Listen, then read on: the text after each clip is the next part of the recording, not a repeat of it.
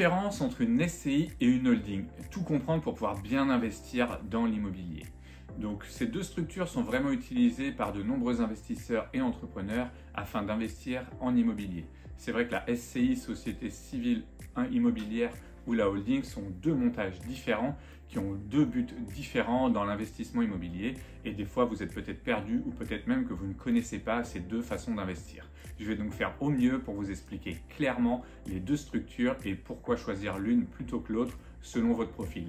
Je vais donc me servir des petites notes que j'ai prises afin de rien oublier et d'être vraiment précis dans cette vidéo puisque vous allez avoir de plus en plus de vidéos qui vont vous proposer des stratégies différentes d'investissement en immobilier et dans d'autres secteurs. Parce que pour ceux qui ne me connaissent pas, moi je suis Sébastien Ruchat, je suis conseiller immobilier depuis 18 ans sur Rennes et les alentours. Je suis aussi formateur, je vous aide dans la gestion de votre patrimoine, à le développer, le faire fructifier, soit par la finance, l'immobilier bien sûr, et aussi par les cryptoactifs. Donc si vous aimez ce genre de contenu, n'hésitez pas à vous abonner et vous aurez un maximum de renseignements sur tous ces sujets afin de pouvoir avoir des points carrés et de pouvoir structurer vraiment vos idées pour pouvoir avancer. Si vous voulez d'autres renseignements, n'hésitez pas à vous abonner à la newsletter. Vous avez le lien dans la description, ce qui va vous permettre d'avoir une newsletter minimum par mois pour avoir un maximum de renseignements sur tous ces sujets. Et si vous souhaitez me suivre au quotidien, bien sûr, il y a les réseaux sociaux. Bon, je sais que vous avez déjà liké la vidéo, donc je ne vous le demande pas et passons directement à qu'est-ce qu'une SCI. Une SCI, ça veut dire Société Civile Immobilière. C'est une société qui a pour but principal la gestion et la détention de biens immobiliers. C'est vraiment son but, elle permet d'acheter, de louer, de gérer des biens immobiliers, c'est son but principal. Alors je vais vous lister les différentes caractéristiques principales d'une SCI, donc je les ai notées. Vous avez d'abord sa forme juridique, donc on est sur une société civile, on n'a pas d'activité commerciale au sein de cette SCI, c'est important à comprendre, vous verrez il y aura une petite différence pour après. Ensuite on a un minimum 2 associés. Ça peut être des membres de la famille, des amis ou autres, mais c'est minimum 2 associés, c'est obligatoire. On ne peut pas monter une SCI tout seul. Vous avez un capital social qui peut être libre et qui peut même évoluer, être fixe ou variable. Donc ça, c'est plutôt intéressant, c'est différentes formes au niveau de ce capital. Ensuite, vous avez une gestion. Alors, au niveau de la gestion, c'est un ou plusieurs gérants qui peuvent être désignés. On a plusieurs choses qui peuvent être faites. Ça, c'est vraiment assez libre aussi, donc ce qui permet vraiment de la souplesse au sein de ce statut. Ensuite, au niveau de l'imposition, vous allez avoir 2 types d'imposition. Donc, vous avez ce qu'on appelle la SCI IR, donc sur l'impôt sur le revenu.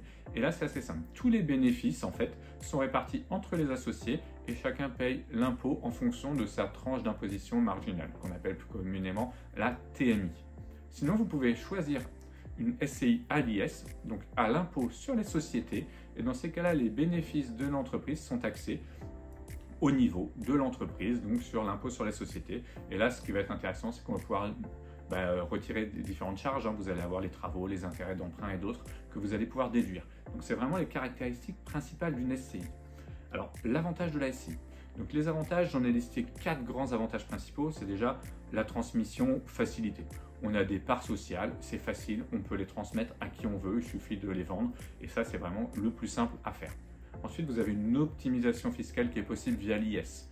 Le fait d'être en impôt sur les sociétés, là, vous pouvez vraiment faire de l'optimisation. Donc attention, c'est bien légal, mais on peut optimiser, déduire des charges et autres, qui va vous permettre de payer moins d'impôts en détenant un bien immobilier, ce qui est toujours intéressant si on veut capitaliser sur notre rendement. Ensuite, vous avez le partage des investissements. On est plusieurs associés à pouvoir investir au sein de la SCI, donc c'est vraiment avantageux puisque ça va multiplier les opportunités, ça va être plus facile aussi au niveau des banques pour pouvoir aller négocier des emprunts bancaires. Et vous avez tout simplement une protection patrimoniale au niveau des décès, puisqu'on évite des indivisions au niveau des décès, donc ça c'est quand même un fort avantage. Après attention, certes on avait 4 avantages intéressants, mais on a aussi des inconvénients, puisque rien n'est parfait, et là je vais vous citer 3 inconvénients majeurs. On a une administration qui est lourde. Alors tout ce qui est administratif, vous allez avoir la création, la comptabilité, tout ça c'est quand même pas mal de paperasse, c'est des coûts aussi, il ne faut pas l'oublier, puisque chaque création a un coût, la comptabilité annuelle que vous devez tenir a un coût aussi, donc il faut le tenir en compte. Ensuite, vous avez une responsabilité illimitée des associés sur leurs biens personnels. Donc ça, il faut l'avoir en tête. Si jamais vous faites des défauts de paiement sur la SCI, vous pouvez être attaqué directement personnellement sur vos biens perso. Donc là, c'est aussi quand même une mesure à connaître, c'est pas rien. Et ensuite, vous avez une activité limitée. Impossible de faire du commerce, impossible de faire autre chose que de la gestion immobilière. Donc ça, c'est très important à bien connaître. Donc ça, c'était vraiment la particularité sur les SCI. Je vous explique maintenant un petit peu la holding. Donc les holdings, c'est vraiment différent. Le holding, on est sur une société qui détient des parts ou actions d'autres entreprises et de sociétés, y compris des SCI. Donc voilà, je me permettais de lire, c'est pour bien vous montrer un petit peu la phrase qui était importante pour moi, parce qu'en fait, l'objectif est de centraliser la gestion, d'optimiser fiscalement des groupes de sociétés. C'est vraiment ça, les choses importantes qu'on peut avoir avec une holding. C'est quand on voit un petit peu plus grand, entre guillemets, qu'avec une SCI, on va peut-être acheter un seul bien. Le holding va permettre de structurer, puisque la holding peut détenir différentes sociétés, dont différentes SCI. Je vais vous dire maintenant les caractéristiques principales, comme je vous l'ai listé tout à l'heure sur la SCI. Donc au niveau de sa forme juridique, on a généralement une société commerciale, donc ça peut être une SAS, une SARL, une SASU, on a pas mal de choses qui peuvent rentrer, là ça nous laisse du choix. Au niveau des associés, l'avantage c'est que vous pouvez créer une holding tout seul, contrairement à tout à l'heure où il fallait deux, là une holding on peut la créer tout seul. Donc son objet social, donc la SCI c'était que l'immobilier, là on a un objet social qui peut être beaucoup plus large, puisqu'on peut avoir de la détention de parts, de la gestion d'entreprise, de l'investissement divers, immobilier, actions, on a quand même beaucoup de choses et ça c'est vraiment très intéressant. Ensuite, au niveau de l'imposition, alors généralement, on est sur de l'IS, ce qui vous permet d'être aussi sur l'impôt des sociétés. C'est généralement standard ce qu'on choisit dans une holding.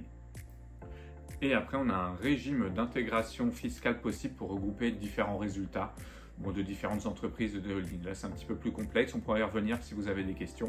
Vous les mettez en commentaire. On pourra essayer de répondre à toutes ces informations-là pour vous aiguiller au mieux après par la suite.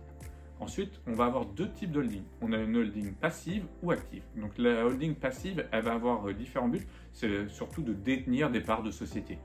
Point. On va avoir vraiment une société qui est en haut, qui détient des parts. Et cette holding, elle est vraiment passive, elle ne fait rien de particulier. Ensuite, vous avez la différence de la holding active. Et là, c'est un rôle de gestion en fait dans les sociétés détenues.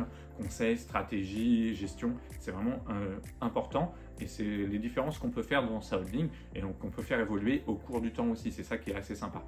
Donc maintenant, je vais vous citer pareil, 4 avantages et 3 inconvénients de la holding. Donc au niveau des avantages, vous l'avez sûrement compris, il y a l'avantage fiscal avancé. On peut vraiment aller sur de la déduction de pertes, sur une remontée de dividendes, de défiscalisation. Enfin, il y en a pas mal de choses qui peuvent être faites à l'intérieur de la holding qui est vraiment intéressant. Ensuite, on a une gestion centralisée. Donc ça, c'est top. Sur tous vos investissements immobiliers, entreprises, on peut le centraliser au sein de la holding. Ensuite, on a une diversification possible. On a plein de types de projets qu'on peut faire. On peut faire de l'immobilier, on peut faire de l'action, on peut faire de l'entreprise. C'est quand même assez large en termes de sujets.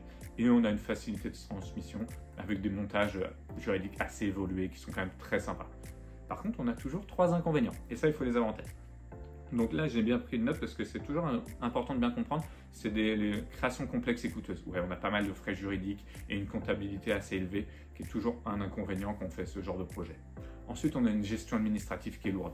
On a plusieurs comptabilités à tenir. On a quand même beaucoup de choses à faire. Il faut être bien carré, donc il faut être bien entouré pour ne pas vous rater et faire les choses vraiment dans l'ordre pour ne pas avoir de problème fiscal derrière. Et justement, c'est ce qui peut engendrer le 3e inconvénient, c'est des risques de mauvaise gestion. Puisque si l'intégration fiscale n'est pas bien maîtrisée, là, vous allez avoir des problèmes de fiscalité, et ce qui va être vraiment un inconvénient majeur. Alors maintenant, je vais essayer de vous faire une petite comparaison rapide, parce que j'ai pris des notes pour vraiment bien vous structurer ça. Je trouve que c'est une vidéo importante pour bien structurer son patrimoine. Je ferai souvent des rappels à cette vidéo, donc moi je vais aller voir tous les commentaires qu'il y aura dedans. Donc n'hésitez vraiment pas si vous avez des choses que vous voulez poser en question, j'y répondrai avec grand plaisir. Le but est vraiment de vous aider à optimiser au mieux la façon dont vous investissez en immobilier. Donc l'objectif principal en fait, c'est déjà de la gestion de biens immobiliers, uniquement de parts sociales ou de divers actifs. La fiscalité, IR ou ES, ça va dépendre de votre choix. L'optimisation avec l'IS, c'est plus avancé. La structure, après, si c'est une SCI, on va être du non commercial. Avec une holding, on va être sur une société plus commerciale. La gestion immobilière simple sur une SCI, plus complexe et diversifiée si vous êtes sur une holding. Transmission simple et adaptée aux familles sur la SCI. Et après, plus complexe mais flexible fiscalement par contre au niveau de la holding. Risque personnel, on a risque illimité selon les formes juridiques, ça c'est pour les deux. Et en tout cas, il y a une complexité modérée pour la SCI pour le montage et un peu plus élevée pour tout ce qui va être au niveau de la holding. Donc après, quel choix faire entre les deux? Parce que c'est bien beau, on a fait les différences, je vous ai expliqué les avantages et les inconvénients, mais dans quel cas vous allez choisir? Alors moi, je vous ai pris 3 cas pour opter pour une SCI Donc si vous souhaitez investir tout simplement dans un ou plusieurs biens immobiliers à plusieurs. Là, dans ce cas-là, vous pouvez opter pour une SCI. Si vous voulez transmettre votre patrimoine facilement, la SCI s'adapte vraiment très bien à ça. Si vous débutez dans l'investissement immobilier et que vous souhaitez un cadre juridique simple. C'est vraiment les 3 cas faciles pour lesquels on peut se dire pourquoi faire une SCI. Ensuite, le holding. Si vous avez déjà une activité avec une entreprise ou un commerce, c'est très facile si vous avez une activité professionnelle de pouvoir l'intégrer dans votre holding. Ensuite, si vous souhaitez diversifier vos investissements, si vous ne souhaitez pas juste faire de l'immobilier, mais que vous allez peut-être faire justement des entreprises, si vous en avez des actions, là c'est important d'avoir ça. Si vous voulez optimiser fiscalement, là c'est vrai qu'on va avoir beaucoup plus de pouvoir pour optimiser fiscalement avec une holding et pour organiser son patrimoine aussi, ça va être beaucoup plus facile. Donc pour vous résumer un petit peu tout ça, il y a un avantage aux deux. Si vous souhaitez juste acheter un bien immobilier, peut-être qu'il faut se poser la question de détenir juste en nom propre. Si vous, dans votre stratégie par rapport à vos différents plans, vous souhaitez acheter juste 2-3 biens immobiliers et que vous ne voulez pas payer trop d'impôts, peut-être qu'il faudrait gérer une transmission facile. Peut-être que tout simplement, vous allez pouvoir le faire avec une SCI à l'IS pour chaque bien, ce qui va vous permettre de simplifier, ou une SCI qui va détenir les différents biens. Et vous allez simplifier comme ça. Maintenant, à partir du moment où vous souhaitez aller plus loin dans vos projets patrimoniaux, réfléchissez vraiment parce que créer votre holding dès le début qui détiendra les entreprises vous évitera des coûts par la suite. Donc c'est vrai que c'est des choses très importantes à comprendre. Moi, je peux être là pour vous accompagner. Si vous avez des questions, vraiment, vous n'hésitez pas à vous abonner à la newsletter. Vous allez sur mon compte Instagram. C'est peut-être plus facile pour vous me poser des questions en message privé. Vous pouvez réserver un appel avec moi pour discuter aussi si vous en avez envie. Et suivez mon actualité, parce que vous allez bientôt en apprendre plus grâce à un centre de formation que j'ai créé avec des professionnels qui vont pouvoir faire de la formation sur ces différents types en présentiel ou bientôt en ligne. Donc ça sera Kima Formation, je vous invite à suivre ça. Donc en vous abonnant déjà à cette chaîne. Moi je vous remercie d'avoir suivi ce contenu, j'espère qu'il vous aura été utile à préparer votre patrimoine et je vous dis à la semaine prochaine pour une nouvelle vidéo.